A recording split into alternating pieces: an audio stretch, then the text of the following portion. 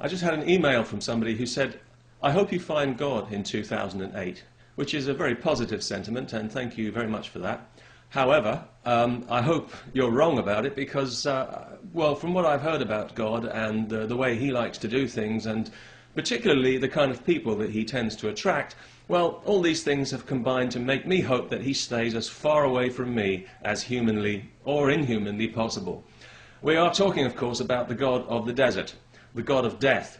And we know that all three desert dogmas are variations on the same death cult. And they all worship this same God of supposed love and benevolent mercy, which is presumably why they hate each other with such a violent passion. I don't know, you'd have to ask them that.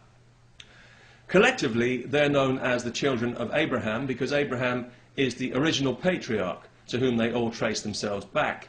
In fact, without Abraham's influence, there's a chance that none of these dogmas would even exist today, which makes me wish there was some way that I could travel back in time and give him a severe talking to. You stupid idiot, I'd say. Couldn't you foresee what would happen? Some prophet you turned out to be. Abraham is the person who originally decided that there would only be one God from here on in. One size fits all, that was his message. And this would have had quite a devastating effect on the God community at the time. All the gods of the rivers and the mountains and the woods and so on, the local, small, specialized gods that had served people so well for generations, they would have suddenly found themselves squeezed out of the picture or forcibly amalgamated into one giant elemental conglomerate with centralized control and narrow moral code and righteous vengeance in its heart. Even to this day, it's a matter of some conjecture whether this was the right direction for the human race to take at that particular time. The debate goes on. Now, appropriately, given the religions that he spawned, Abraham was not particularly noted for his mental stability.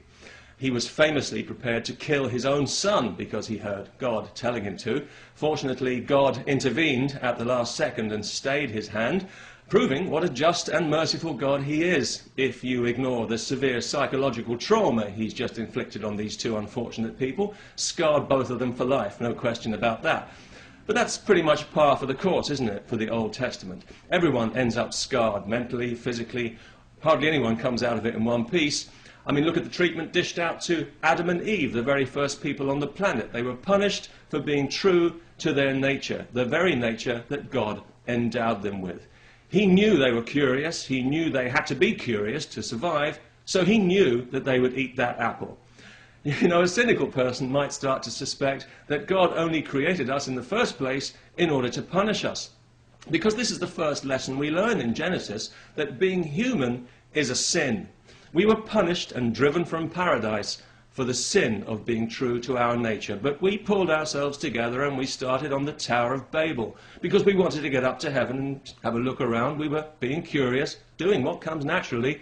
But God didn't like that much either, so he punished us by destroying our language.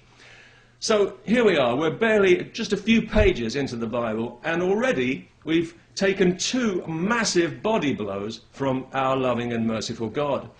Shortly after this, he floods the entire planet because somebody must have looked at it in the wrong way. He does tip off one person to build a boat because obviously he doesn't want everyone wiped out, otherwise there'd be nobody left to punish. Now, I can understand somebody reading the Bible for pleasure because it's arguably a great work of literature, it's certainly an interesting cultural artifact, but it's not the Word of God, and it's really time that we stop pretending that it is, or even that it might be.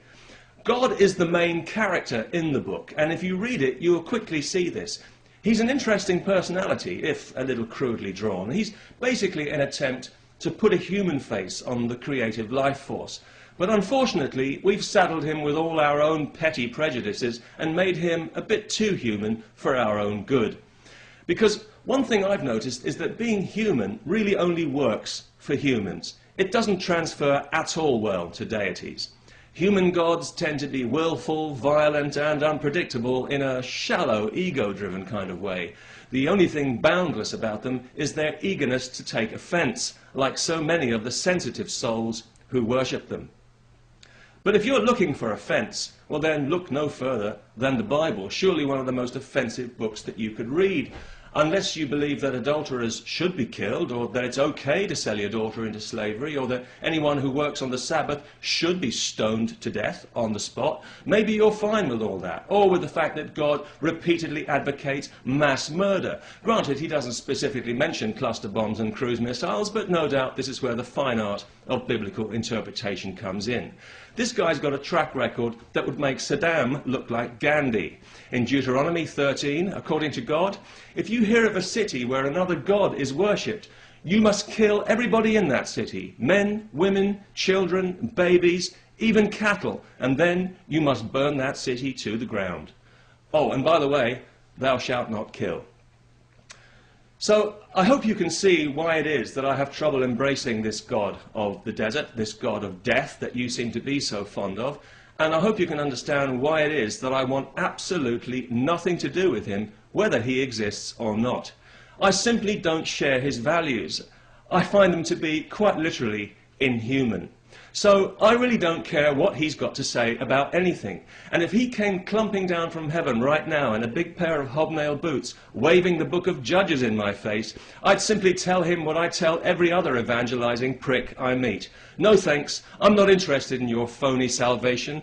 I prefer damnation. Now piss off, I've got some sinning to do.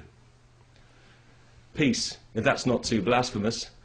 Wouldn't want to hurt anybody's precious feelings.